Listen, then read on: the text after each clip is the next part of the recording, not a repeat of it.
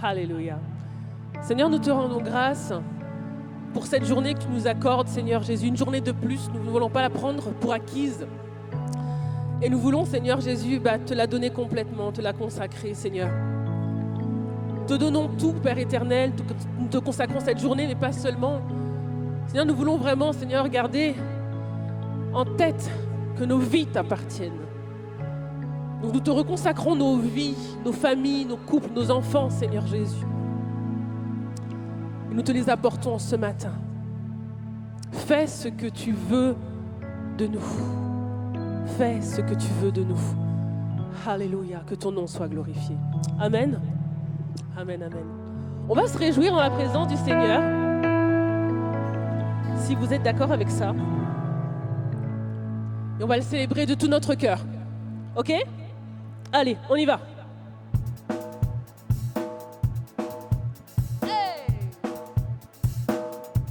On tape des mains. Yes! Alléluia, que ton nom soit béni, Père.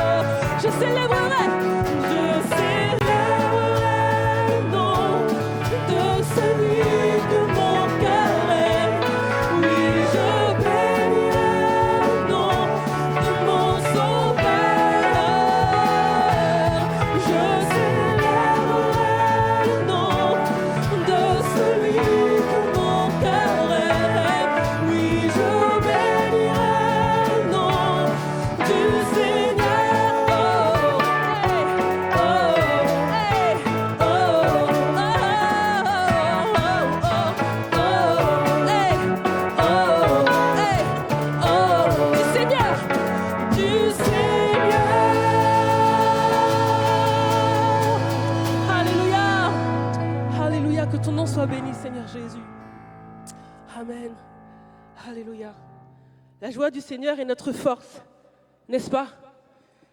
Et c'est elle qui fait la différence quand on traverse des circonstances qui nous retirent notre joie. On va chanter la joie du Seigneur. Est-ce qu'on peut taper les mains dans sa présence? Hey!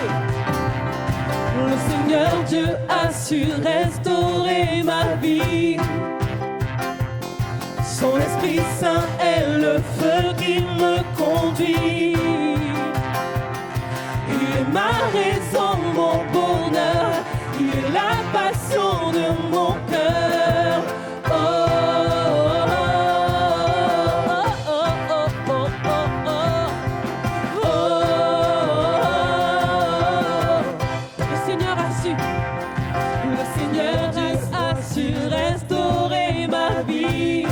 Hey. Son Esprit Saint est le feu qui me conduit. Il est ma raison, mon bonheur. Il est la passion de mon cœur. Hey. La joie du Seigneur est ma force. La joie du Seigneur est ma force. C'est par lui que je mes péchés sont effacés. Jésus m'a pardonné. La joie du Seigneur est ma force. La joie du Seigneur est ma force. C'est en lui que j'ai trouvé la vraie liberté. Jésus m'a sauvé. Oh, oh, oh, oh, oh, oh, oh, oh, oh, oh.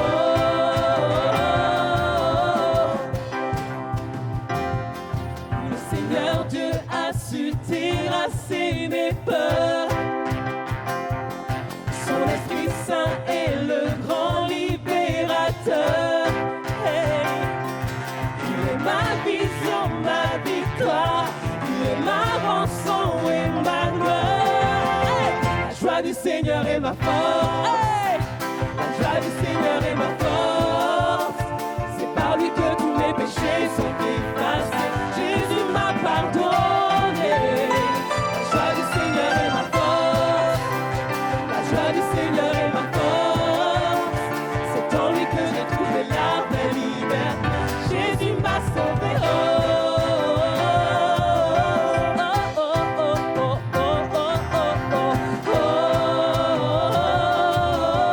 On va le célébrer ensemble. Hey!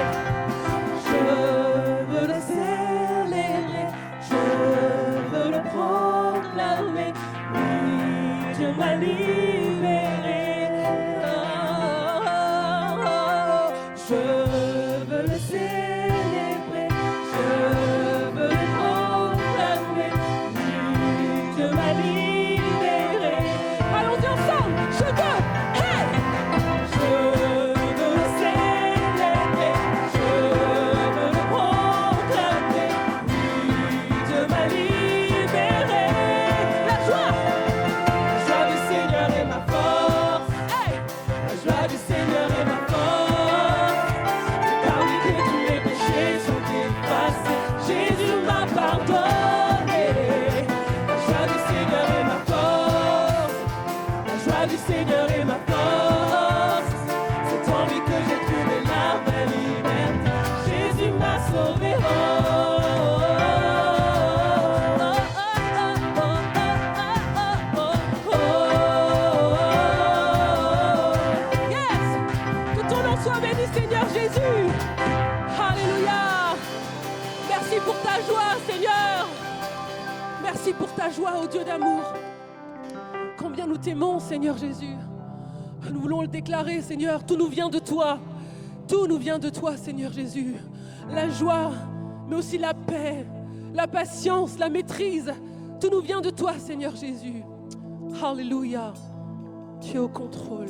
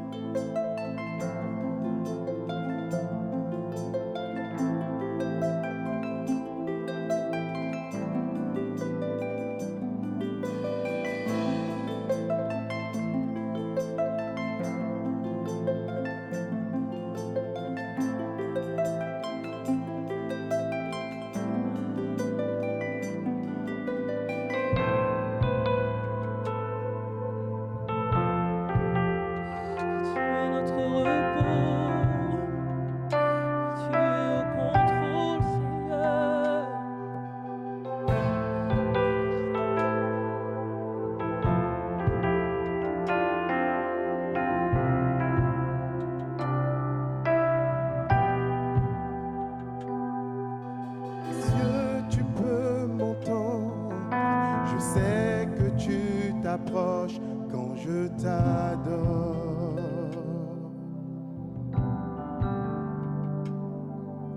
Et pris par ton amour, les vents, les vagues viendront, mais je demeure.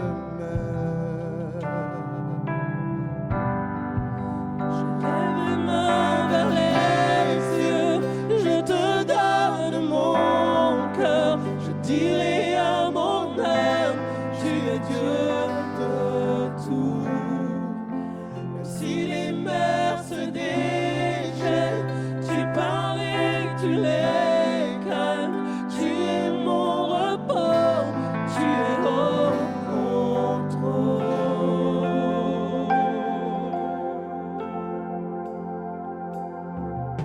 Dans la vallée, je crois, ton Saint-Esprit est là et me conduit.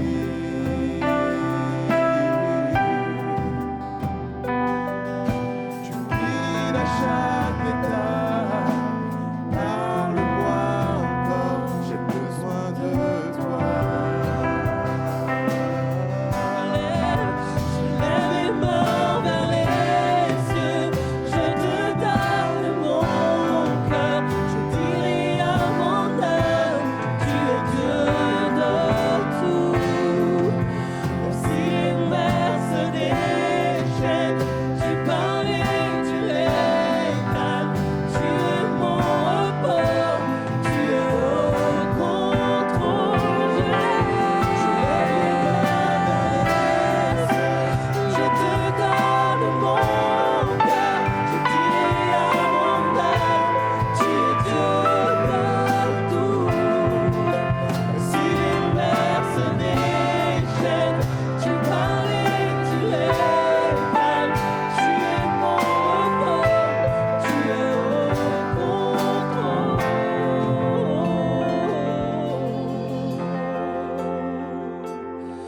Jésus, tu es l'alpha et l'oméga,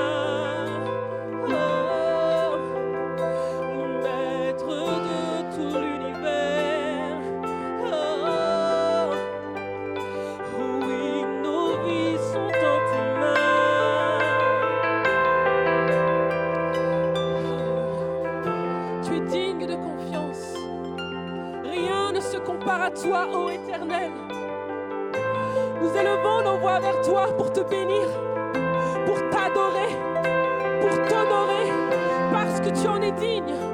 Reçois nos louanges, reçois nos prières, reçois nos cœurs, Seigneur, en ce matin. Oh, toi seul est digne de confiance. Nul ne peut changer ta perfection. Tu es l'alpha et l'oméga, plus grand que ce que je comprends.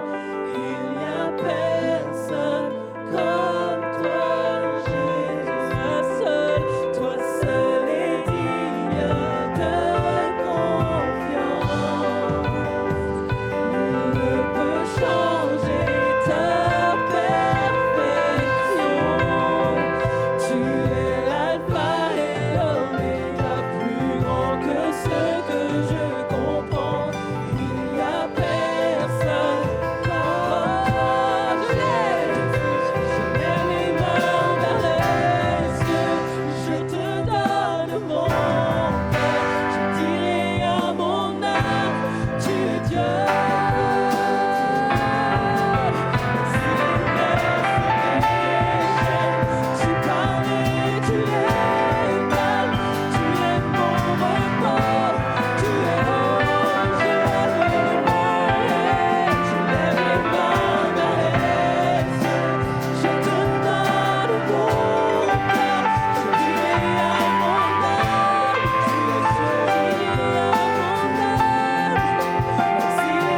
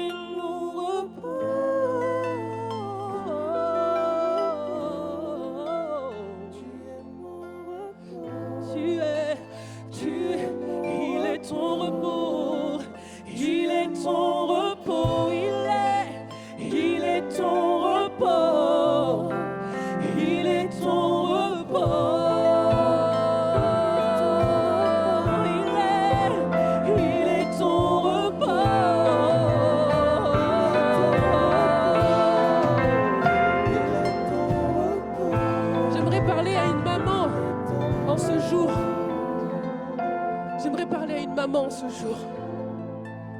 Oui, c'est bien ta fête. Mais peut-être que ton cœur n'est pas à la fête. Peut-être que ton cœur n'est pas rempli de joie en ce matin.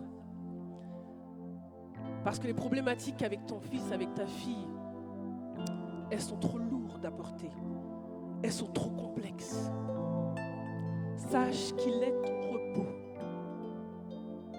Il est ton repos. Il est au contrôle. Tu n'es pas seul. Il est ton repos. Il est ton repos.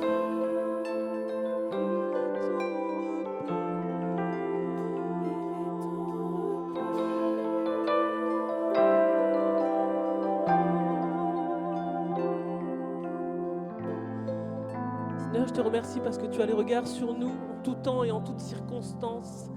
Et aujourd'hui, je sais que ton regard est sur une maman, sur toutes les mamans.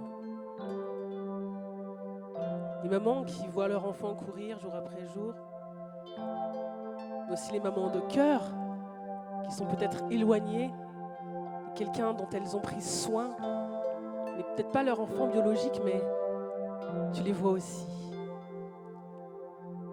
Tu vois celles qui ont porté la vie, mais qui n'ont pas pu tenir leur enfant dans leurs bras.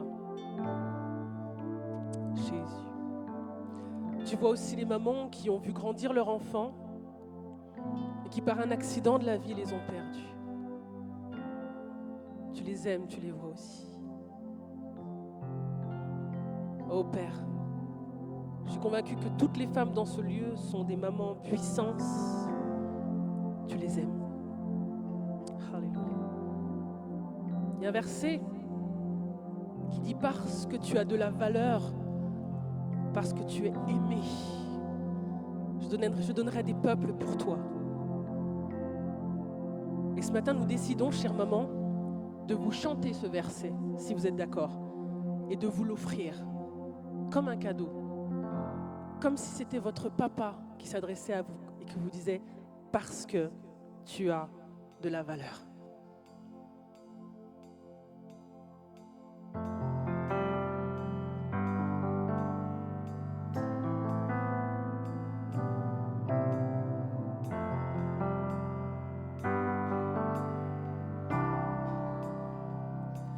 Parce que tu as de la valeur à mes yeux, je répète à ton cœur que tu es précieuse, tel un diamant façonné dans les hauts lieux, tu es à moi. Parce que tu as de la valeur à mes yeux, je répète à ton cœur que tu es précieuse, tel un diamant façonné dans les hauts lieux, tu fais ma joie. Combien je t'aime, hey! Combien je t'aime, et je t'appelle par ton nom, je suis ton Père, je t'accueille à la maison. Combien je t'aime, oh, oh, et je t'appelle, tu es à moi. Combien je t'aime, oh, oh, et je t'appelle par ton nom, je suis ton Père, oh, oh, je t'accueille à la maison. Combien je t'aime, et je t'appelle, tu es à moi. Parce que tu as de la valeur, parce que tu as de la valeur à mes yeux, je répète à ton cœur que tu es précieuse, tel un diamant façonné dans les hauts lieux, tu es à moi. Parce que tu as de la valeur à mes yeux, je répète à ton cœur que tu es précieuse, tel un diamant façonné dans les hauts lieux, tu fais ma joie. Tu es si belle, maman. Tu es si belle, façonnée à ma façon, tu es si belle. Je je t'ai créé avec passion si belle. Oh, telle une perle, tu es à moi. Tu es si belle, façonnée à ma façon. Tu es si belle, oh, oh, je t'ai créé avec passion si belle. Hey, telle une perle, tu es à moi. Sache que tu as de la valeur, maman. Sache que tu as de la valeur. Hey, sache que je suis ton créateur. Sache que tu as de la valeur. Tu es à moi. Sache que tu as de la valeur. Sache que tu as de la valeur. Hey, sache que je suis ton créateur. Sache que tu as de la valeur. Tu fais ma joie. Allez, une dernière fois parce que tu as de la valeur à mes yeux. Je répète à ton cœur que tu es précieux, tel un diamant façonné dans les hauts lieux. Tu es à moi. Oh, parce que tu as de la valeur à mes yeux. Je répète à ton cœur que tu es précieuse, tel un diamant façonné dans les hauts lieux. Tu es à moi. Bonne fête, maman. Bonne fête, maman.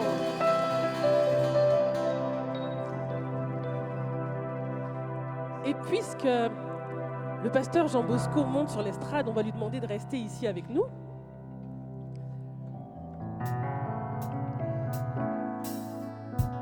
Je fais une toute petite parenthèse dans ce culte. Ne m'en veuillez pas, s'il vous plaît.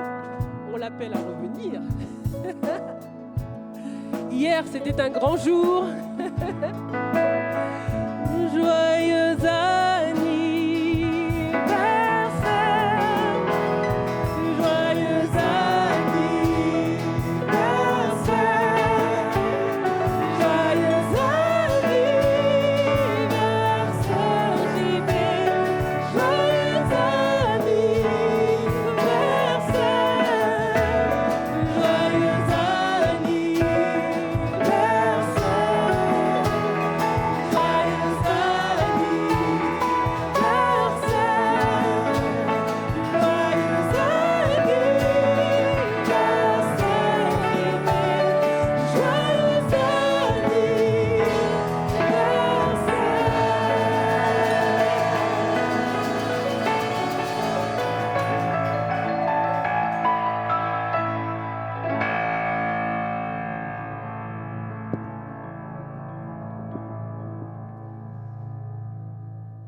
Voilà, bonjour à chacun, bonjour à chacune. J'espère que vous allez bien.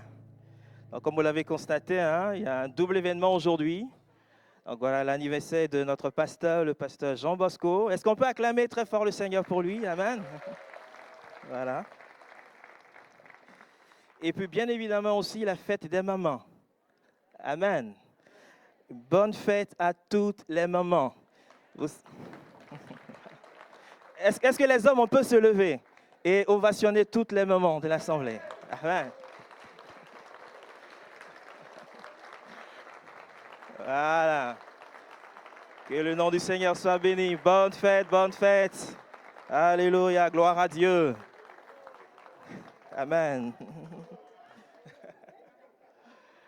Voilà, ce matin, je me fais le porte-parole de tous les hommes pour souhaiter une bonne fête à toutes les mamans, que le Seigneur continue de déverser sa grâce et sa bénédiction sur chacune de vos vies. Amen. Vous savez, la notion de mère dans la Bible, quand on voit, ne se limite pas toujours à la mère biologique ou encore au papa biologique, mais ça va bien souvent bien au-delà. Il peut s'agir également de l'ancêtre. Il peut s'agir, Sarah a été une mère pour Israël, par exemple. Abraham a été un père pour Israël. Il peut s'agir également d'une mère spirituelle, d'une mère dans la foi, d'une mère qui a enfanté des enfants spirituels. Et ce matin, ce sont tous les moments que nous voulons célébrer. Et que le nom du Seigneur soit béni et soit glorifié. Amen. Voilà, aujourd'hui, c'est la fête des mères et j'étais parti dans la préparation de la semaine de la prédication sur étudier, en fait, examiner ce matin avec vous une dame de la Bible, une femme de la Bible. Et donc, j'avais préparé le message jusqu'à vendredi, travaillé toute la journée de vendredi. Et puis, hier matin, je me suis réveillé, prié pour me replonger encore et je suis parti sur autre chose. Je suis parti sur un autre sujet et ça arrive souvent. Hein? Ça n'arrive pas qu'à moi seul, ça arrive souvent. Et ce matin, le thème que je voudrais partager avec vous, je l'ai formulé de la manière suivante. Dieu fait naître la vie au cœur du chaos. Dieu fait naître la vie au cœur du chaos. Et je voudrais vous inviter à lire 3 versets avec moi dans le premier livre de la Genèse. Genèse chapitre 1, du verset 1 au verset 3. Genèse chapitre 1, verset 1 à 3. Dieu fait naître la vie au cœur du chaos. Je vous laisse le temps de chercher ce passage.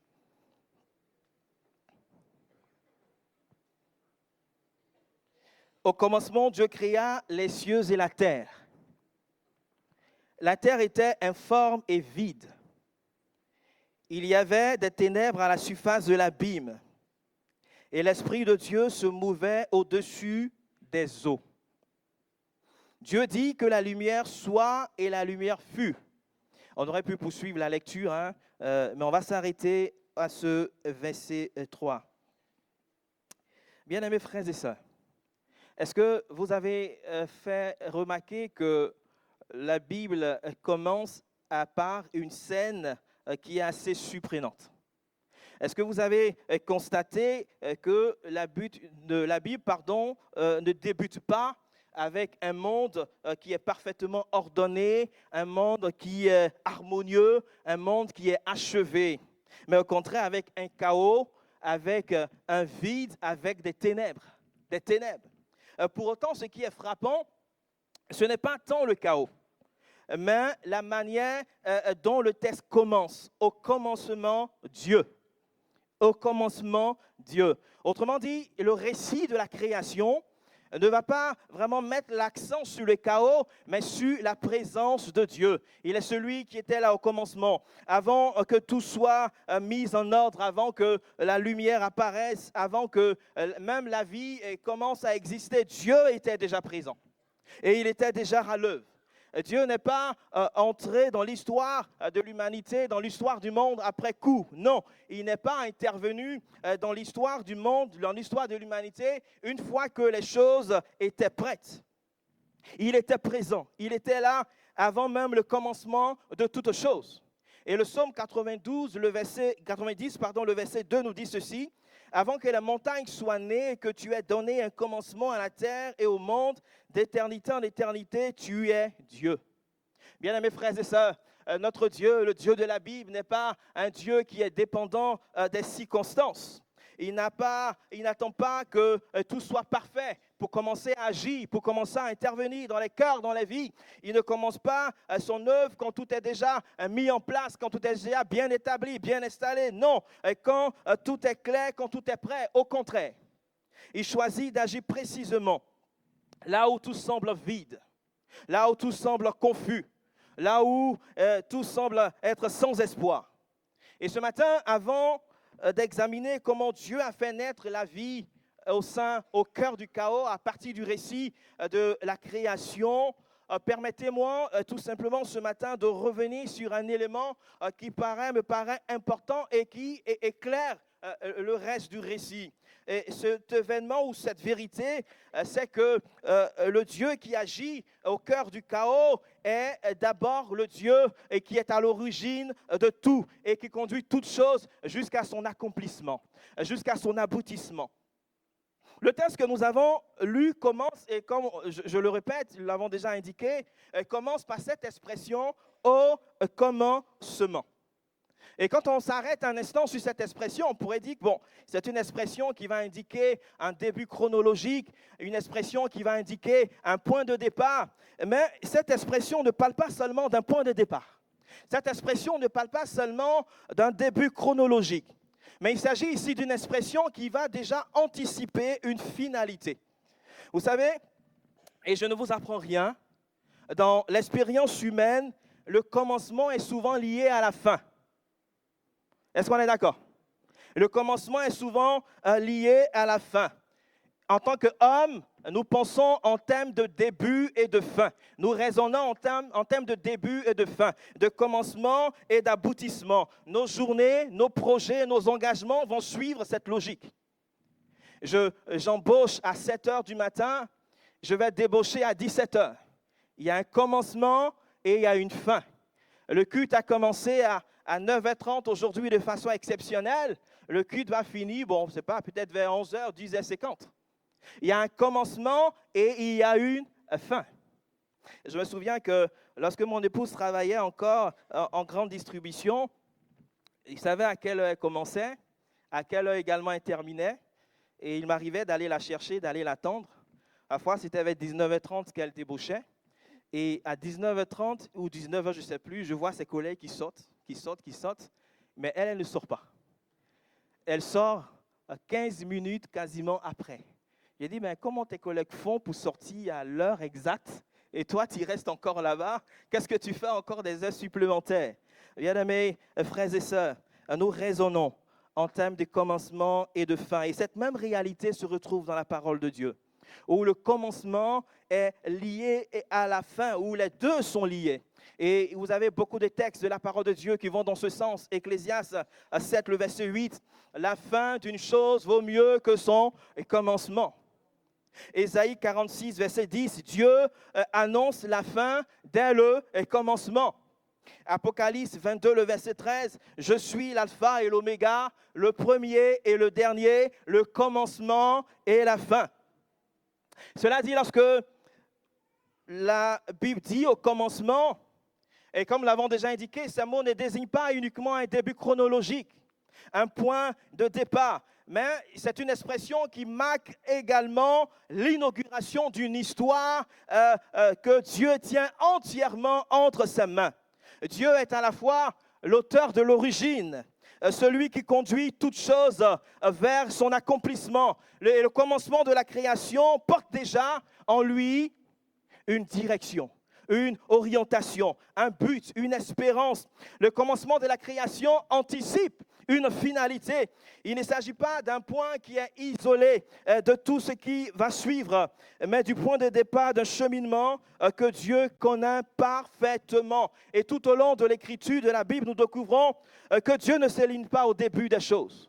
Nous n'avons pas un Dieu qui commence et qui s'arrête à mi-parcours, un Dieu qui commence et qui s'arrête à mi-chemin. Non, il connaît aussi l'aboutissement de toutes choses. Il connaît également la finalité de toutes choses. Quand Dieu commence, il achève toujours. Il va jusqu'au bout de ce qu'il a commencé.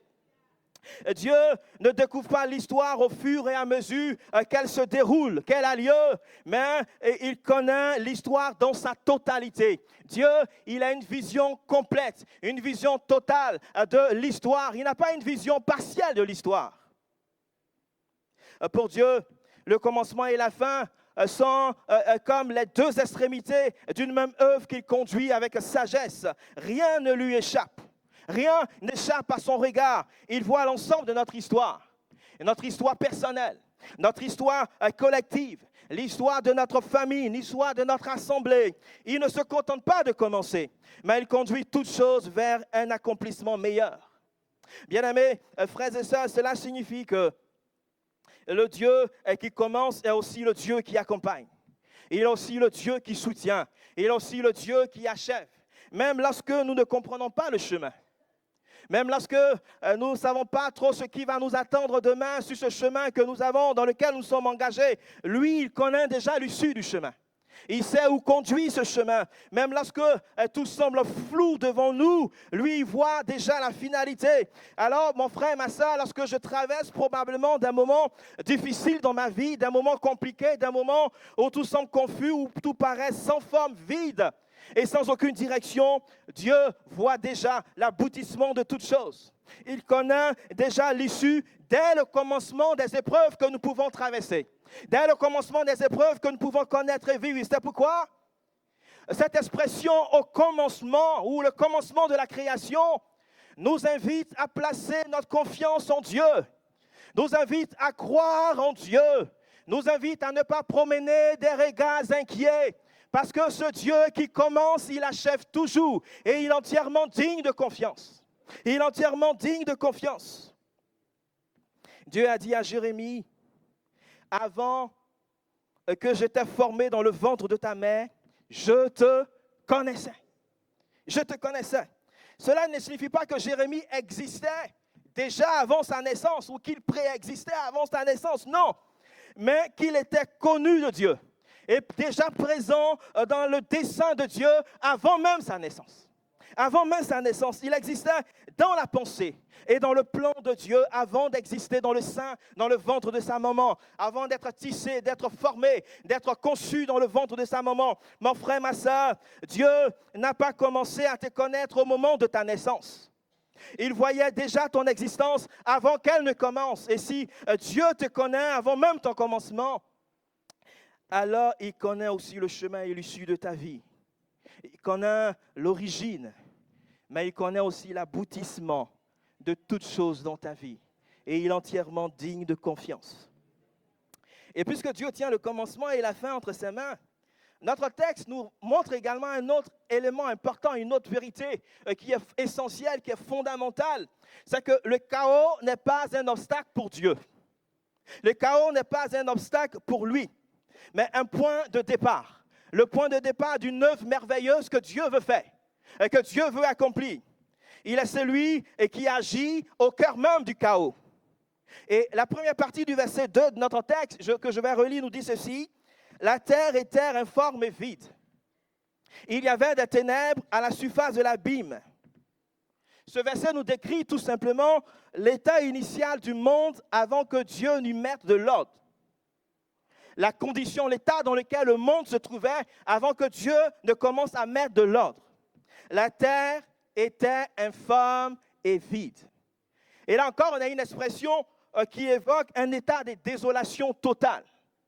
Et dans cette expression, le terme informe nous parle d'un lieu qui est sans forme, d'un lieu qui est chaotique, d'un lieu qui est désorganisé, d'un lieu qui est inhabitable. Un désert, un espace où rien ne peut encore vivre. Tout est confus. Rien n'est structuré. Rien n'est prêt à fonctionner. Et le mot vide nous parle d'une absence totale de contenu. Il n'y a rien à l'intérieur. C'est vide. C'est-à-dire qu'il n'y a aucun objet. Il n'y a aucune créature. Il n'y a aucun être vivant.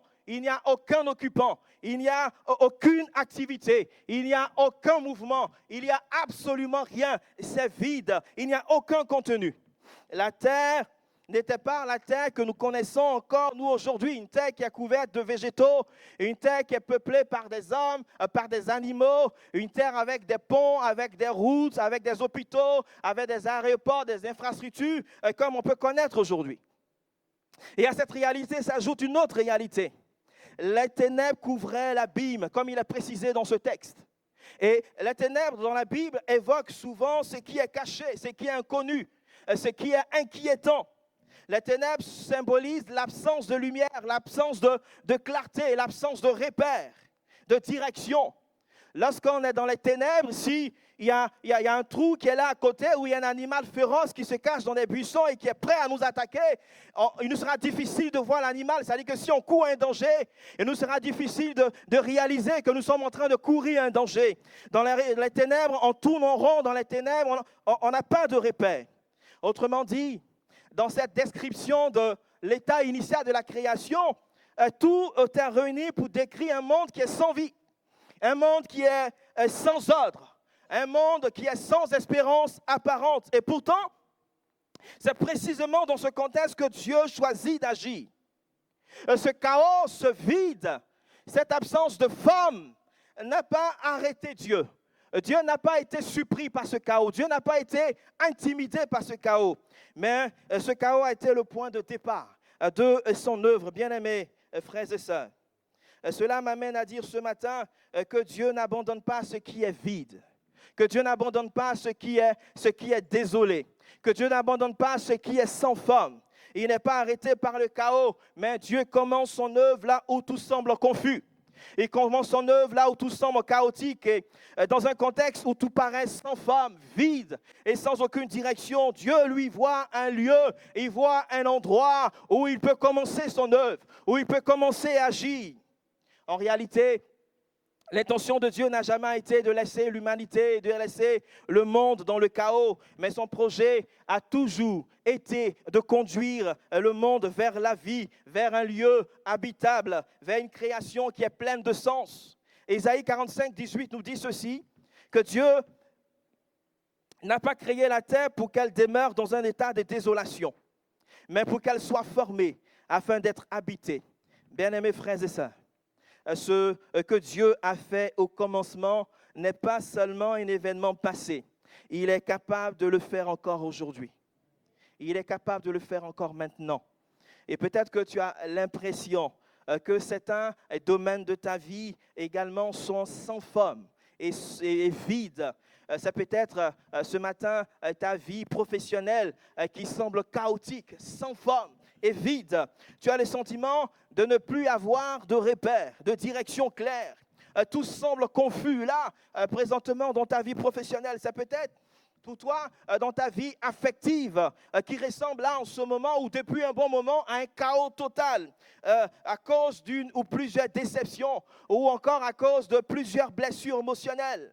Ça peut être dans ta vie personnelle, en raison d'une épreuve que tu vis, d'une épreuve que tu traverses, ou encore d'un souci de santé. Et peu à peu, il y a un sentiment de vide qui s'est installé, un sentiment d'inutilité, parfois même des pensées sombres qui viennent assombrir ton avenir. Et peut-être que tu traverses une saison de désert. Il n'y a plus de joie dans la prière. Il n'y a plus de goût lorsque tu ouvres la parole de Dieu pour la méditer, pour lire la parole de Dieu. Le premier amour a peut-être complètement disparu. Il y a eu une impression de distance avec Dieu, d'éloignement de Dieu. Et tu continues de venir à l'église, de faire des choses, mais ce n'est pas habitude, par routine. Intérieurement, tout est vide. C'est peut-être ton couple qui en ce moment aussi est sans femme, est vide. La communication est coupée entre ton conjoint et toi. Les tensions s'accumulent, s'intensifient. Chacun se replie sur soi-même. On cohabite dans la maison. Et ce qui autrefois était un lieu de joie, un lieu de paix, un lieu de bonheur est devenu un lieu de silence, voire même un lieu de conflit, de tension. Progressivement, le foyer ressemble aussi à un chaos. Il n'y a plus de direction commune. Il n'y a plus aucune paix au sein du couple. Parfois même un sentiment de vide affectif. Mon frère, ma soeur, ce matin, je ne sais pas quel est l'aspect de ta vie qui est sans forme et qui est vide. Mais ce matin, si c'est ton cas, j'ai une bonne nouvelle pour toi. J'ai une bonne nouvelle pour toi. Cette bonne nouvelle, c'est que ce chaos ou encore cette situation informe et vide n'est pas un obstacle pour Dieu, n'est pas un obstacle pour l'Éternel. Alors que toi, tu vois un chaos dans ta vie professionnelle, alors que toi, tu vois un chaos dans ta vie affective, alors que toi, tu vois un chaos dans ta vie personnelle, alors que toi, tu vois un chaos dans ton couple, un chaos dans un domaine particulier de ta vie, Dieu, lui, il ne voit pas un obstacle, mais il voit un point de départ pour son œuvre, pour commencer à agir. Alors que tu vois un vide, Dieu, lui, en réalité, il voit un espace que lui, il est capable de remplir de sa grâce, capable de remplir de sa bénédiction. Alors que toi, tu vois des ténèbres partout, Dieu lui voit une lumière qui est sur le point de jaillir au sein de ces ténèbres. Il a un regard qui est complètement différent. Il voit autre chose. Dieu n'attend pas que ta vie soit parfaite pour commencer à agir. Au cœur même du chaos, il est capable de faire naître la vie. C'est pourquoi, mon frère, ma soeur, ce matin, ne te décourage pas de l'état actuel des choses dans ta vie.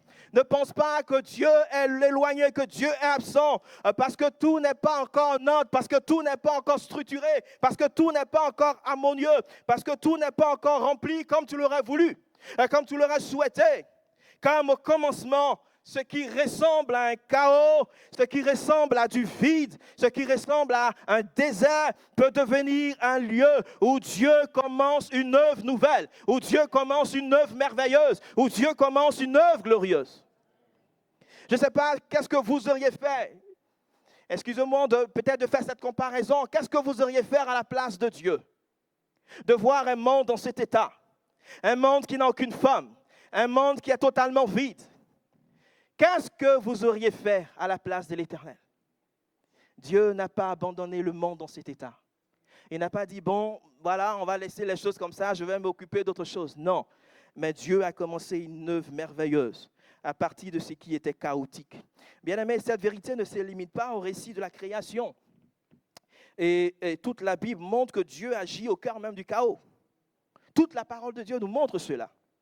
La Bible nous dit que Dieu fait briller la lumière au sein des ténèbres. Il est capable de le faire. La Bible nous dit qu'il fait jaillir des fleuves dans le désert. Alors que tout est sec, il n'y a rien, il est capable de faire jaillir des fleuves. La Bible nous dit qu'il redonne vie à ce qui est complètement desséché, à des ossements qui sont complètement secs. Il est capable de redonner la vie à ces ossements. Ézéchiel chapitre 37. La Bible déclare qu'il a des projets de paix et non de malheur pour chacun d'entre nous, pour ses enfants. Il est entièrement digne de confiance. Il appelle à l'existence ce qui n'existe pas encore. Il est le Dieu vivant et vrai. Et il ne se laisse jamais, le chaos avoir le dernier mot. Il fait concourir toutes choses au bien de ceux qu'il aime. Alors, si Dieu est capable d'agir dans le chaos de nos vies, il est important aussi de noter que Dieu ne fait pas les choses n'importe comment. Il n'agit pas n'importe comment. Il commence souvent par donner une forme à ce qui est sans forme. Comme on a dit, l'état initial de la terre était une terre qui était sans forme et vide. Donc, Dieu commence à donner une forme à ce qui est sans forme. Et quand il a donné une forme, quand il a fait ce travail de préparation, il va ensuite remplir ce qui était vide. Et c'est ce qu'on voit en tout cas à travers le récit de la création. Rien n'a été fait au hasard, rien n'a été précipité. Dieu agit avec ordre, il agit avec intention, avec une parfaite maîtrise. Dieu est un Dieu d'ordre. Et je vous invite vraiment à relire le récit de la création. Vous allez voir, et c'est vraiment merveilleux de voir comment Dieu a fonctionné, comment Dieu agit. Et ce récit de la création nous montre que l'œuvre de la création s'est déployée en 6 jours. En 6 jours, selon une progression harmonieuse. Et durant les 3 premiers jours, Dieu a mis de l'ordre. Dieu a structuré. Il a préparé les espaces. La Bible déclare qu'il a séparé la lumière d'avec les ténèbres. Il a séparé les eaux d'en haut de celles d'en bas. Il a séparé la mer de la terre. Il a donné une forme à ce qui était informe. Puis, durant les 3 jours suivants, il a rempli ce qu'il a préparé. Les espaces qu'il a préparés.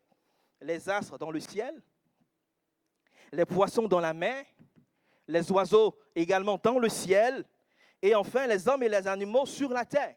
Il a rempli ce qui était vide. Et le temps ne permet pas peut-être d'aller plus loin, mais si vous lisez bien le récit de la création, vous allez voir qu'il y a une parfaite symétrie, une correspondance entre les 3 premiers jours de la création et les 3 derniers jours de la création. Les espaces que Dieu a créés le premier jour correspondent à ce qu'il a créé pour remplir ces espaces au 3e jour. Ce qu'il a créé au 2e jour, pareil, il y a une parfaite correspondance avec ce qu'il a fait au 5e jour. Ce qu'il a fait au 3e jour correspond à ce qu'il a fait également au 6e jour. Rien n'a été fait au hasard. Et je vous encourage vraiment à prendre le temps de lire ces choses-là. Bien-aimés frères et sœurs, Dieu ne remplit pas ce qu'il n'a pas d'abord préparé. Il ne remplit pas ce qu'il n'a pas d'abord préparé. Il forme avant de remplir. Il structure avant de bénir. Il met de l'ordre avant de donner la plénitude. Il est vrai que parfois, nous voudrions que Dieu remplisse immédiatement ce qui semble vide dans nos vies. Seigneur, oui, remplis nos cœurs, remplis nos projets, remplis nos situations, remplis telle ou telle chose. Mais Dieu, dans sa sagesse, commence par un travail invisible de préparation. Il met de l'ordre, il ajuste, il retire ce qui doit être retiré. Il ôte ce qui doit être ôté. Il redéfinit ce qui doit être redéfini. Il ne le fait pas dans le but de nous priver de sa grâce, dans le but de nous priver de ses bienfaits, de sa bénédiction. Non, mais pour nous préparer à recevoir ce qu'il a prévu pour nous, à recevoir la bénédiction qu'il a prévue pour nous. Peut-être que dans ta vie professionnelle, tu pries pour qu'une porte s'ouvre. Tu pries pour que des opportunités se présentent à toi. Tu pries pour une promotion. Tu pries pour que ton commerce marche, ton business marche. Mais rien ne semble venir. Au contraire, il y a des portes qui se ferment. Alors que tu t'attendais à ce qu'une porte s'ouvre, elle se ferme subitement là devant toi. Il y a des projets qui échouent. Il y a des repères que tu avais là depuis longtemps, mais qui disparaissent, des appuis qui t'ont été retirés. Tu pourrais croire que Dieu ne fait rien. Et peut-être que tu le crois et tu dis dans ton cœur que Dieu ne fait rien. Mais en réalité, Dieu est peut-être en train de te travailler en profondeur. Il est en train de faire un travail en profondeur. Il est peut-être en train de former ton caractère. Il est peut-être en train de former ta persévérance, travailler, développer ta persévérance. Il est peut-être en train de corriger des motivations qui ne sont pas alignées avec sa volonté. Il est peut-être en train de t'apprendre la fidélité dans les petites choses. Parce que si tu es fidèle dans les petites choses, il va te confier de grandes choses. Il est peut-être en train de mettre de l'ordre avant d'ouvrir la bonne porte, celle qu'il a prévue pour toi, celle qu'il veut ouvrir pour toi. Il prépare l'espace parce qu'il veut remplir cet espace de sa bénédiction. Et dans une saison de preuve personnelle, peut-être que tu demandes à Dieu de te sortir. Seigneur, sors-moi rapidement de ce problème. Sors-moi rapidement de cette situation. Mais Dieu dit, bon, je vais agir autrement, je vais agir différemment. Il ne change pas immédiatement la situation que tu vis, que tu traverses, mais il commence par te transformer. Par te transformer à l'intérieur. Il commence par fortifier ta foi. Il commence peut-être par élargir ta capacité à croire en lui, ta capacité à lui faire entièrement confiance, à espérer en lui contre toute espérance, même lorsque tout ce qui arrive te donne des raisons de ne pas croire. Mais Dieu élargit ta capacité à croire en lui, à lui faire confiance, quelles que soient les situations. Il produit en toi une paix que les circonstances ne peuvent pas expliquer, une paix qui surpasse toute intelligence, alors qu'il y a des raisons d'être troublé, alors qu'il y a des raisons d'être inquiet. Mais Dieu te communique cette paix dans ces circonstances. Là. Il met de l'ordre à l'intérieur avant d'agir à l'extérieur. Bien-aimé, mon frère, ma soeur, ce matin, je voudrais t'encourager et moi aussi m'encourager pour dire simplement, ne méprisons pas ces saisons-là. Ne méprisons pas ces périodes, ces temps de notre vie où Dieu semble seulement mettre de l'ordre. Ce sont des moments importants. Ce sont des moments précieux. Ce ne sont pas des temps qui sont perdus, des temps qui sont gaspillés. Ce sont des temps de préparation. Et peut-être que tu as l'impression aujourd'hui que Dieu tarde. Seigneur, tu tardes à me répondre. Seigneur, tu tardes à intervenir, à agir dans ma vie. Mais en réalité, Dieu ne tarde pas. Et ce matin, il te dit, il te prépare. Et il prépare l'espace d'abord. Et quand Dieu décide de remplir, c'est toujours à la mesure de ce qu'il a préparé. C'est pourquoi ce qu'il est en train de faire maintenant dans ton cœur, dans ta vie, même si tu ne le comprends pas, tu vas le comprendre plus tard. Si tu ne le comprends pas aujourd'hui, demain, tu vas le comprendre. Ce qu'il est en train de faire aujourd'hui dans ta vie est en lien avec ce qu'il veut accomplir pour toi demain. Et je vais terminer avec ce dernier point. Pour dire que, après avoir vu que Dieu agit dans le chaos et qu'il met progressivement de l'ordre où tout semble confus, il est important, je pense maintenant, de comprendre, de voir comment Dieu accomplit concrètement son œuvre. Le récit de la création nous montre que Dieu fait naître la vie au cœur du chaos par l'action du Père, par l'action du Fils et par l'action du Saint-Esprit. Et le verset 1 nous dit ceci, « Au commencement, Dieu créa. » Au commencement, Dieu créa les cieux et la terre. Je pense qu'on en avait déjà parlé une fois, il y a très longtemps, mais en tout cas, le mot employé pour Dieu dans ce verset est Elohim. Est Elohim. Le terme hébreu qui est employé pour Dieu est Elohim. Ce terme est une forme plurielle. Une forme plurielle. C'est comme si on pouvait dire au commencement les dieux. C'est une forme plurielle. Mais dans notre texte, ce qui est assez intéressant de noter, c'est que cette forme plurielle est associée à un verbe qui est employé au singulier. Bon, c'est un peu de grammaire, hein? Un verbe qui est employé, qui est conjugué au singulier. Au commencement, Dieu créa. Et si on veut vraiment faire une traduction, j'ai envie de dire mot à mot, on aurait pu dire au commencement, les dieux créa. Bon, vous voyez que c'est une construction grammaticale qui en français n'est pas vraiment correcte, n'est pas exacte. Je ne suis pas prof de français, mais bon, au moins je sais que ce n'est pas correct. Au commencement, les dieux créa. Mais cette construction n'est pas anodine. Cette construction n'est pas là juste comme ça, ce n'est pas que l'auteur s'est trompé en disant ça, non. Mais cette construction met tout simplement en évidence l'unité de Dieu, un seul Dieu, mais aussi c'est une construction qui laisse entrevoir une pluralité au sein même de la divinité. Et au fur et à mesure que la révélation biblique s'est déployée, nous découvrons que ce Dieu qui était là au commencement est un Dieu qui se révèle comme Père, comme Fils et Saint-Esprit. En d'autres termes, dès la première ligne de la parole de Dieu de la Bible, de la Genèse, toute la Trinité est déjà à l'œuvre.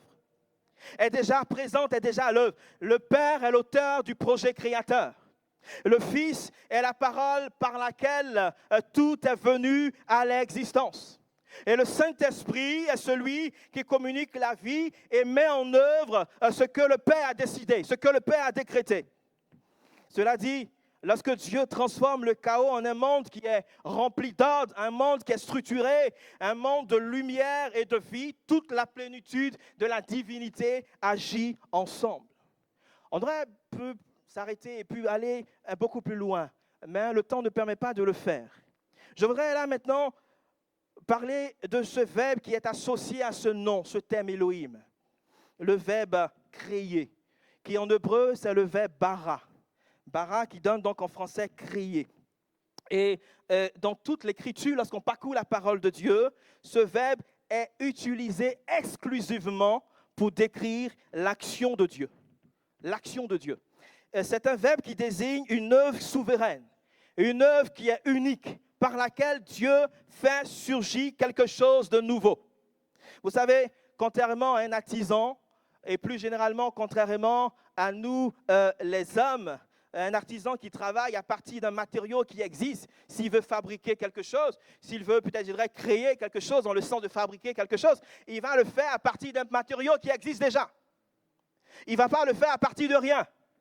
Il va aller acheter des éléments, il va aller dans les commerces, s'il veut fabriquer une chaise, une voiture, etc., il va le faire à partir de matériaux existants. Il le fait comme cela. Mais Dieu crée par sa seule puissance.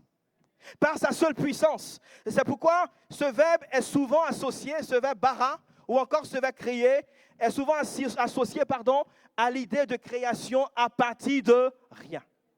Ou encore de création, comme certains l'utilisent, création ex nihilo. Ex nihilo. Donc c'est un verbe qui souligne la capacité divine à produire la vie. La capacité divine à inaugurer un commencement. La capacité divine à apporter du renouveau. Là où il n'y avait rien, absolument rien. Et là où tout semblait perdu. Bien-aimés frères et sœurs, le Dieu qui a créé au commencement n'est pas seulement le Dieu du passé, il demeure le Dieu qui crée encore aujourd'hui. Capable encore aujourd'hui de créer à partir de rien.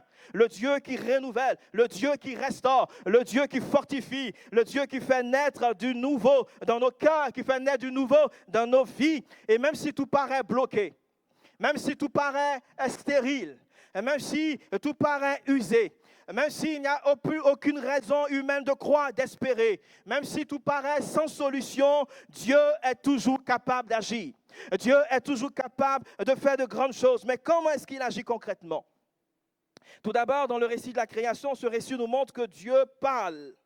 À plusieurs reprises, le texte va répéter cette expression, Dieu dit que la lumière soit et la lumière fut. Dieu dit, ainsi de suite. Dieu parle. On peut remarquer que chaque étape de la création commence par une parole de Dieu, commence par une parole divine.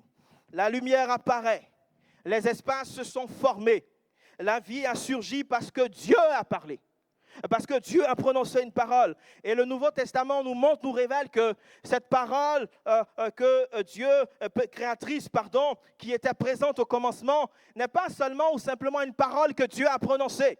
Mais cette parole, c'est une personne. Et cette personne s'appelle Jésus-Christ. Et l'apôtre Jean déclare qu'au commencement était la parole. Et la parole était avec Dieu. Toutes choses ont été faites par elle, par cette parole. Rien de ce qui a été fait n'a été fait sans elle. En elle était la vie, et la vie était la lumière du monde. Et il nous précise que cette parole a été faite chair. Bien-aimés frères et sœurs, Jésus est la parole faite chair. Jésus est le Verbe éternel, le Verbe incarné. Il est la parole vivante par laquelle tout a été créé. Mais le récit de la création nous montre aussi l'action du Saint-Esprit. Il se mouvait au-dessus des eaux. Avant même que la lumière apparaisse, l'Esprit de Dieu était déjà là. Il était présent, il était actif, il était en mouvement, il planait au-dessus des eaux. Et lorsque Dieu a prononcé une parole, le Saint-Esprit a agi pour donner effet à cette parole de Dieu qui a été prononcée, pour donner existence, une forme à cette parole de Dieu, à cette parole créatrice. Bien-aimés frères et sœurs, cette vérité, et j'arrive à ma conclusion, ne s'arrête pas à la création. Cette vérité trouve son accomplissement le plus glorieux dans l'œuvre rédemptrice accomplie par le Seigneur Jésus-Christ. Elle trouve son accomplissement le plus glorieux dans l'œuvre de la croix. Lorsque Dieu a créé le monde, tout était parfait, tout était ordonné, tout était harmonieux, tout était bon. La Bible dit à chaque fois que Dieu vit que cela était bon.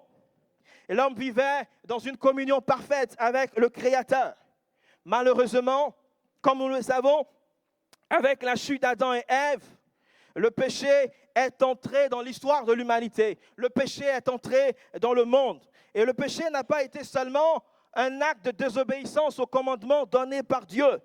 Le péché a aussi introduit un véritable chaos dans la création de Dieu. Le péché a profondément bouleversé l'œuvre parfaite que Dieu avait réalisée, que Dieu avait accomplie. La relation intime avec le Créateur a été brisée. Elle a été rompue à cause du péché. La paix qui était dans les cœurs a laissé place à la honte. Elle a laissé place à la crainte. Elle a laissé place à la peur. L'amour a été complètement défiguré et par le repli sur soi et par l'égoïsme. La mort a aussi entré dans le monde. Elle est venue frapper une création qui était destinée à vivre sous le regard bienveillant de Dieu. Le chaos du péché a touché toutes les dimensions de l'existence humaine. Le chaos du péché a brisé notre relation avec Dieu, a brisé, déformé notre relation avec les autres, avec nos semblables, troublé notre relation avec nous-mêmes et même affecté la création tout entière. Et c'est depuis ce moment que l'humanité connaît des conflits, des violences, des injustices, des souffrances, la mort, et j'en passe. En réalité, derrière tous les chaos que nous pouvons connaître, rencontrer aujourd'hui, des familles brisées, des familles qui sont complètement détruites, des cœurs qui ont été blessés, des dépendances, des addictions, des guerres, des divisions, la haine, la rancœur, les angoisses, les dépressions, les injustices et même la mort. Derrière tout cela se trouve l'ombre de ce chaos plus profond encore qu'est le péché. Mais bien aimés frères et sœurs, là où le péché a abondé, nous dit la parole de Dieu, la grâce de Dieu a surabondé. La grâce de Dieu a surabondé. Oui, Dieu n'a pas laissé l'humanité prisonnière de ce chaos. Dieu n'a pas fait cela. Dès la chute, il a annoncé un plan de salut, un plan de rédemption. Et c'est précisément ce que Dieu a accompli pour toi, ce que Dieu a accompli pour moi dans la personne de Jésus-Christ, son Fils unique et bien-aimé. Jésus-Christ est venu lui aussi dans un monde déchu, dans un monde qui est défiguré, était défiguré par le chaos du péché. Il a marché lui aussi au milieu de nos ténèbres et à la croix, Jésus a porté notre chaos. Il a pris sur lui nos péchés, il a pris sur lui nos fautes, il a pris sur lui nos malédictions, nos échecs, nos blessures, nos désordres. Il a pris sur lui nos ténèbres. Et tout ce qui dans notre vie est brisé, perdu et sans espérance a été déposé sur le Seigneur Jésus-Christ. Alors que son corps était brisé à la croix, alors que son sang était répandu pour le pardon de nos péchés. Et puis est venu le silence du tombeau, lorsque le corps de Jésus a été descendu du bois de la croix pour être enseveli dans un sépulcre. Le premier jour, il semblait que rien ne se passait. Le deuxième jour, il semblait que rien ne s'est passé. Pendant un instant, tout semblait terminé. Les ténèbres semblaient avoir remporté la victoire, semblaient avoir gagné. La mort semblait avoir eu le dernier mot. Mais le troisième jour, Dieu a encore parlé. Dieu a encore parlé. Dieu a prononcé une parole et par la puissance de sa parole, par la puissance de son esprit, il a ressuscité Jésus-Christ d'entre les morts. Il n'était pas possible que la mort retienne le Seigneur Jésus-Christ dans le tombeau. Le tombeau est vide parce que Jésus est vivant. Mon frère, ma soeur, la résurrection est la victoire définitive de Dieu sur le chaos du péché. Elle est la démonstration suprême que Dieu est l'unique, le seul capable de faire naître la vie au cœur du chaos. La vie a triomphé de la mort. La lumière a triomphé des ténèbres. Et Dieu a fait naître la vie au cœur du chaos. Il a fait naître une nouvelle création au sein même de ce qui paraissait sans espoir. Mon frère, ma soeur, parce que Jésus-Christ a payé le prix, parce qu'il est mort, parce qu'il est ressuscité, ce matin, j'ai cette bonne nouvelle à t'annoncer. Aucun chaos n'est irrésistible. Aucun chaos n'est infranchissable. Aucun cœur n'est trop brisé pour être restauré, pour être renouvelé grâce à l'œuvre de la croix. Jésus a payé le prix. Il est vivant, il est ressuscité. Aucune vie n'est trop désordonnée, n'est trop déconstruite pour être reconstruite. Aucune situation n'est trop morte pour être visitée ce matin, pour être restaurée par la puissance de Dieu. Jésus est le même hier, aujourd'hui et pour toujours. Il est capable encore d'agir ce matin. C'est pourquoi, mon frère, ma soeur, Jésus n'est pas seulement le créateur du monde, mais il est aussi le sauveur qui recrée des vies brisées, des cœurs brisés. Et ce matin, je t'invite simplement à entrer dans une démarche de foi. Non pas une foi qui est basée, fondée sur ce que tu vois ou sur ce que tu peux ressentir, non, mais une foi enracinée dans la parole de Dieu. La foi vient de ce qu'on entend, et ce qu'on entend vient de la parole de Christ.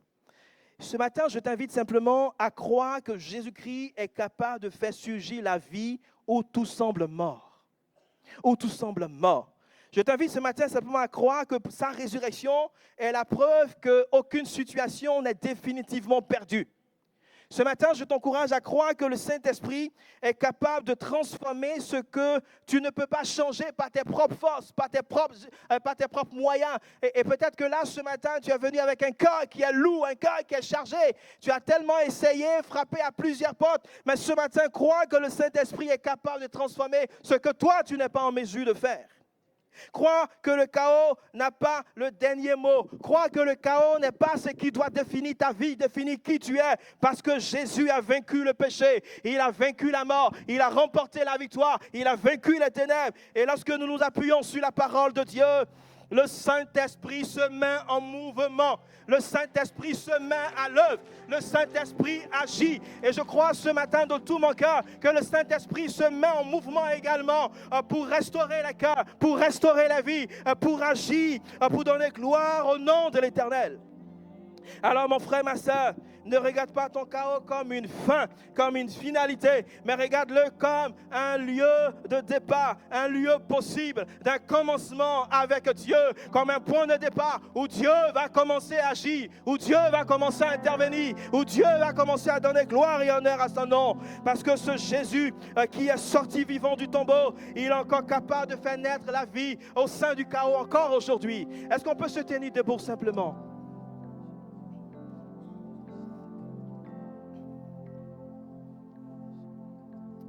Alors que nous avons les yeux fermés, je ne sais pas ce matin avec quel chaos tu es arrivé. Peut-être qu'il y a un ou plusieurs chaos, Seigneur, un ou plusieurs chaos, ou un ou plusieurs domaines de ta vie qui sont sans forme et vides, qui sont informes et vides. Peut-être que c'est ton couple qui traverse une crise. Peut-être que c'est ta santé qui t'inquiète et qui ce matin est sans forme et complètement vide. Une situation professionnelle qui paraît sans issue. ou encore une vie spirituelle qui ressemble à un désert. Avec quelle situation chaotique tu es arrivé ce matin? Ce matin, quelle que soit ta situation, fais simplement confiance au Seigneur. Tu peux ce matin lui dire, Jésus, je crois que ton œuvre à la croix est pleinement suffisante pour faire naître la vie au cœur du chaos dans lequel je me trouve en ce moment. Et que ta résurrection est la garantie de mon avenir. Et je refuse ce matin de laisser mon chaos définir ma vie. Je refuse ce matin de laisser cela. Je choisis de croire en ta parole. Je choisis de croire en tes promesses ce matin. Je m'appuie sur ta parole et j'ouvre mon cœur ce matin à l'action de ton esprit. Est-ce qu'on peut ensemble élever la voix et crier à Dieu ce matin? Alléluia! Gloire à ton nom, Jésus. Tu peux élever ta voix et prier en fonction vraiment de ton besoin. Confier ta situation au Seigneur. Demander à Dieu d'agir. Et peut-être que tu vis un temps de préparation. Dieu est en train de créer les espaces, préparer les espaces, parce qu'il s'apprête à remplir ces espaces de sa bénédiction, de sa grâce. Ce matin, élève ta voix et crie à Dieu ce matin. Alléluia. Gloire et honneur te reviennent, Seigneur, ce matin. Tu es le seul capable de faire naître la vie au sein du chaos, notre Dieu. Alors que la terre était informe et vide, tu n'as pas abandonné le monde dans cet état, mais ça a été le point de départ de ton œuvre, d'une œuvre merveilleuse, Seigneur. Seigneur mon Dieu, ce matin, je crois que tu n'abandonnes pas mon frère. Je crois que tu n'abandonnes pas ma soeur. Alors que lui aussi, il vit une situation qui est informe et vide, Seigneur. Tu étends ta main ce matin. Tu es celui qui est capable de faire naître la vie au cœur même du chaos. Celui qui est capable de faire jaillir la lumière au sein des ténèbres. Celui qui est capable de redonner la vie à des ossements qui sont complètement desséchés. Celui qui est capable de faire jaillir des fleuves d'eau vive au sein du désert. Celui qui appelle à l'existence ce qui n'existe pas encore. Tu es le Dieu vivant. Tu es le Dieu créateur. Tu es le Dieu tout-puissant. Tu envoies ta parole et ton esprit est à l'œuvre. Ce matin, je prie afin que Seigneur, tu agisses. Je prie afin que Seigneur, tu interviennes.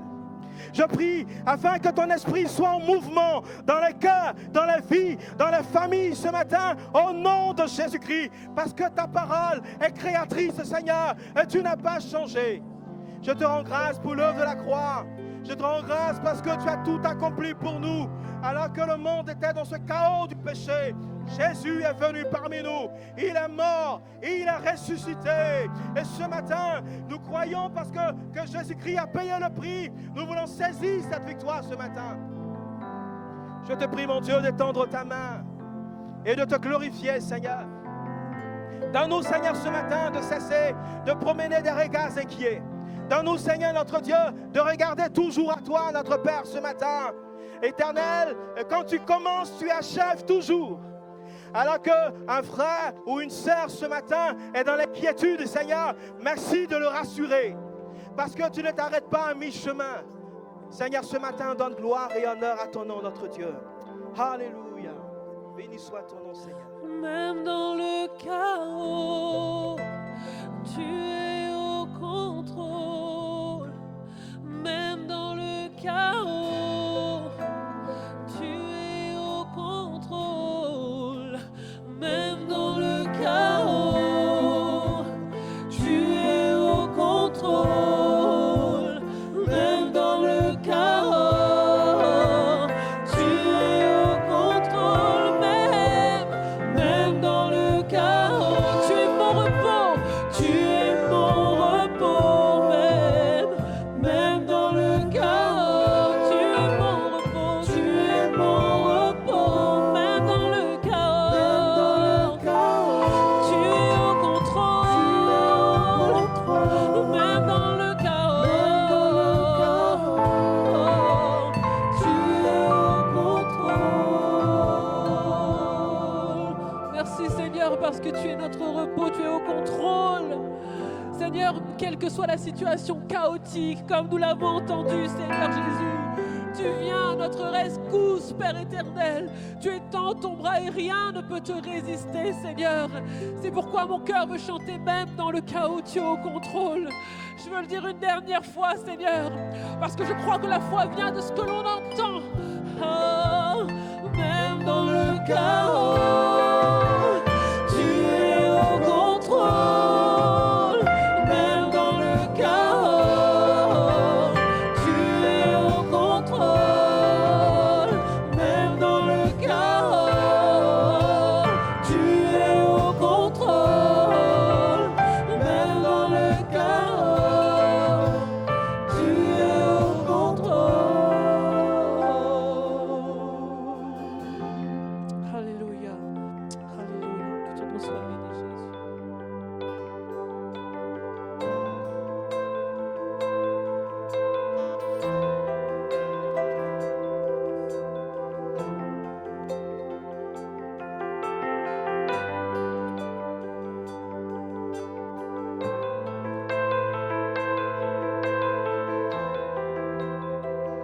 Gloire au Seigneur.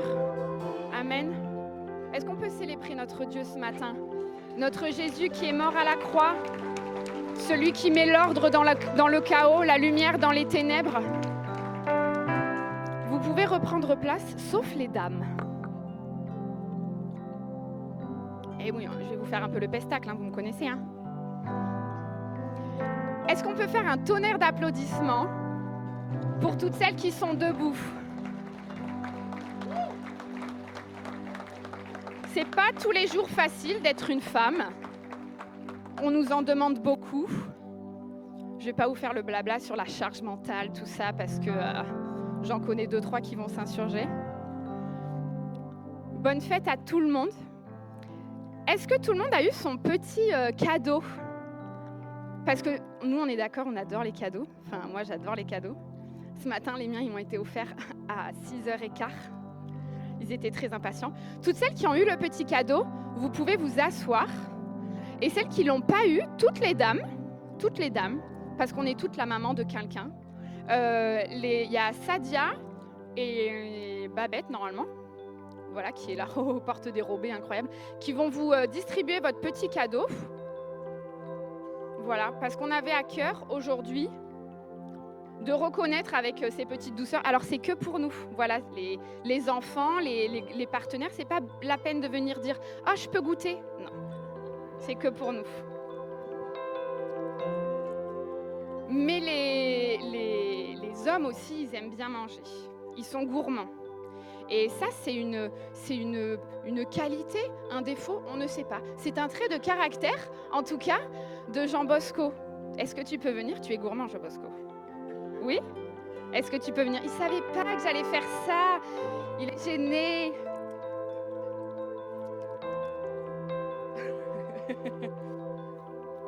C'était un grand jour hier. Le PSG a gagné la Ligue des Champions. Un beau cadeau pour toi. Il paraît qu'ils vont te l'apporter. Moi, j'ai eu Luis Enrique. Non, bref. Est-ce qu'on peut faire une petite musique de joyeux anniversaire? Ça a déjà été fait, mais c'était un faux départ. Voilà. Parce que là, on a par la porte dérobée 3 petits lutins qui vont venir t'apporter quelque chose. Joyeux anniversaire, joyeux anniversaire, joyeux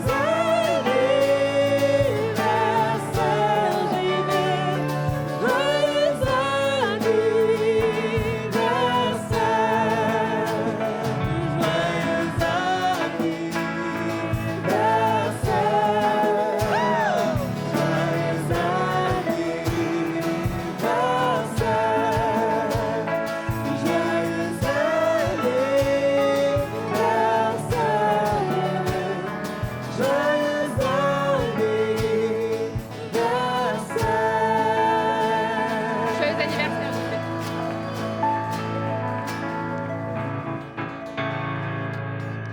Waouh. Elles m'ont menti. Ok. Kelly m'a dit, est-ce que je peux monter pour dire quelque chose pour les femmes et pour les mamans? Elle n'a pas tout dit. Un grand merci à vous pour votre amour. Est-ce que vous pouvez vous applaudir, s'il vous plaît? Voilà. Je te remets ça. Voilà. Je suis très gêné, très gêné. Je vous remercie pour votre amour. Le temps passe, on a des cheveux blancs. Ça se voit pas? Tant mieux, tant mieux. J'ai réalisé cette année que plus que les accomplissements, plus que ce qu'on a fait, bâti, je suis reconnaissant pour les personnes qui m'entourent, pour les personnes qui m'ont aimé, m'ont supporté. Je suis là où je suis à cause des personnes et vous en faites partie. Donc j'aimerais remercier le Seigneur pour vous. Amen. Amen. Alors, quelques annonces avant de clôturer. Merci, pasteur Joël, je sais pas où il est, pour son excellent message. Est-ce qu'on peut encore le remercier?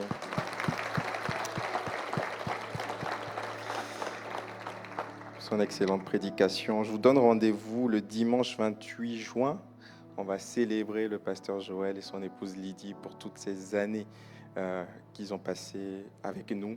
On va aller pleurer, on attend le 28 pour pleurer. Donc préparez vos mouchoirs, on va vider les stocks de Kleenex de Bordeaux. Donc notez bien cette date. À l'issue du culte, il y aura un moment spécial pour eux. Notez bien cette date. Il faut que le maximum soit présent. Donc ce sera le dimanche 28 juin. On veut souhaiter la bienvenue à toutes les personnes qui sont là pour l'une des premières fois. Si c'est votre cas, levez simplement la main. On aimerait vous honorer. Waouh! Bienvenue. Gardez les mains levées, s'il vous plaît. On a aussi un petit cadeau pour vous. Gardez les mains levées. Puis notre équipe d'accueil a un petit cadeau pour vous. Avec ce cadeau, vous pouvez aller à la sortie et récupérer vous aussi votre cadeau. Donc les mamans auront 2 cadeaux aujourd'hui. C'est merveilleux. C'est exceptionnel. On veut saluer tous les internautes, tous ceux qui nous suivent sur Internet. Est-ce qu'on peut applaudir et leur faire un coucou? Voilà. Merci de nous suivre, merci de rester connectés. Tous vos commentaires sont les bienvenus. Je vous invite, je ne le fais pas souvent, mais je vous invite à liker, à publier, à partager ces messages-là. Ça peut bénir quelqu'un. Donc merci pour votre fidélité. Mardi 2 juin, donc mardi prochain, on aura le privilège d'avoir pasteur Nicolas Mitraille à la louange. Qui aime les soirées louanges avec pasteur Nicolas Mitraille? Voilà. Merci, tu es une bénédiction pour nous. Donc, venez nombreux. Ça commence à 19h30 et comme d'habitude, il y aura la prière à l'arrière à 18h15, l'intercession. Samedi 6 juin à 14h, il y a la marche pour Jésus. Donc, oui, vous pouvez applaudir. Hein, vous pouvez applaudir. C'est important, c'est un symbole spirituel de marquer la ville. On sait que à l'époque de Jonas, il y a une marche dans la ville. Jonas a marché dans la ville. On sait que Néhémie a marché aussi autour des portes. C'est important de marcher, de prendre c'est pas mystique, hein, mais il y a quelque chose de spirituel dedans quand tous les chrétiens s'unissent. Et en général, ça attire aussi les médias. Donc, c'est une façon aussi de montrer qu'il y a des chrétiens qui s'unissent dans cette ville. Donc, merci d'être présent. Le rendez-vous est fixé à 13h sur la place Quinconce. Le départ est prévu pour 14h. Donc, il y aura tout un itinéraire qui sera suivi. Et ensuite, à 17h, il y aura un concert louange suivi d'une prédication avec le pasteur Chris Campion qui viendra de Paris. Et à partir de 19h, il y a un stand avec des buvettes. Donc, vous pouvez vraiment prévoir de venir en famille, rester. Il y aura de belles choses. Dimanche 7 juin, nous aurons la joie, le privilège d'avoir pasteur Nicolas Pradal. Est-ce que tu peux juste te lever, peut-être pour ceux qui ne te connaissent pas? On a la joie d'avoir le directeur de l'action missionnaire avec nous. Donc, je veux vraiment le préciser que cette église soutient l'action missionnaire et ça ne changera pas. On soutiendra à hauteur de ce que nous pouvons. Donc, il nous apportera la parole. Il présentera aussi les belles œuvres qu'ils font. Pour cette occasion, il y aura aussi l'atelier création qui présentera ces créations, justement. Donc, venez avec des espèces. Tout achat ira en soutien pour la mission. Donc, merci d'être présent dimanche prochain. Je ne serai malheureusement pas là. Je serai en déplacement sur Pauillac pour l'Assemblée générale sur Pauillac. Dimanche 14 juin, ce sera au tour du pasteur Benjamin Besnard. On est tellement bénis ici. Hein. donc, avec l'Institut de théologie de Bordeaux. Il y a quelques semaines, on a fait une soirée spéciale un mardi soir pour l'ITB et on aura le privilège donc d'écouter le nouveau directeur de l'ITB dimanche 14 juin. Mercredi 17 juin, on a un événement spécial pour les aînés. Quand je suis arrivé en septembre, le premier département que je voulais visiter, ce sont les aînés. Est-ce qu'il y a des aînés ici? Est-ce que vous pouvez juste lever la main? On veut vous célébrer. Les aînés, c'est 60 ans et plus. On ne vérifie pas les passeports et les cartes d'identité. Est-ce qu'on peut... Attendez. Est-ce que vous pouvez vous lever, chers aînés, s'il vous plaît? On est une église multigénérationnelle. Est-ce qu'on peut, s'il vous plaît, les honorer, s'il vous plaît? Voilà. Alors, vous êtes tous et toutes invités le mercredi 17 juin. Il y a une collation offerte pour vous gratuitement. Alors, je précise, offert, c'est gratuit, mais je précise, c'est offert gratuitement et généreusement. Et tout le monde est invité à une participation. Ah, ok. Bon, j'ai fait une publicité, j'étais emporté. Bon. En tout cas, il y aura de belles choses à manger, il y aura de belles choses à partager.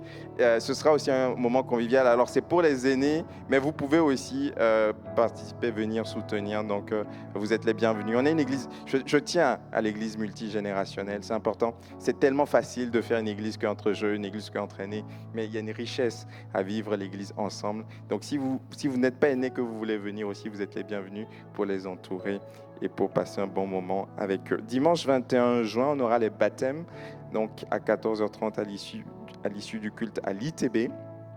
Ce même dimanche, on aura une sortie pour les enfants. On s'excuse auprès de vous, on n'a pas pu faire autrement cette année. Donc, vous devrez choisir. Donc, il y a une sortie avec les enfants. Donc, toutes les infos ont été envoyées aux parents. Vendredi 26 juin à 21h30, il y a la veillée de prière. Samedi 27 juin à midi, il y a la collation des nouveaux. Donc, pour toutes les personnes qui sont là depuis moins de 6 mois, c'est pour prendre un temps dédié pour vous écouter, vous accueillir. Donc, c'est vraiment ouvert à tout le monde sans distinction d'âge. Donc, si vous êtes nouveau, allez à la sortie vous inscrire, s'il vous plaît. Et puis, tous les départements de l'Église recrutent. Si vous êtes un chrétien baptisé d'eau, que vous nous fréquentez depuis un certain temps, vous aussi, il y a une place pour vous. Donc, n'hésitez pas à laisser vos coordonnées et puis on reviendra vers vous pour un entretien. Également, vous pouvez soutenir l'Église, soit par espèces à l'arrière, soit par virement. Donc, le RIB est disponible sur le site églisebordeauxrépublique.com, rubrique données ou via le QR code si vous avez le temps de le flasher. Et aujourd'hui, on a la deuxième offrande qui est pour l'école Horizon, l'école chrétienne Horizon à Sainte-Eulalie qu'on soutient. Donc, merci aussi de laisser quelque chose pour eux. Vous pouvez nous suivre sur les réseaux sociaux, notamment YouTube et Instagram.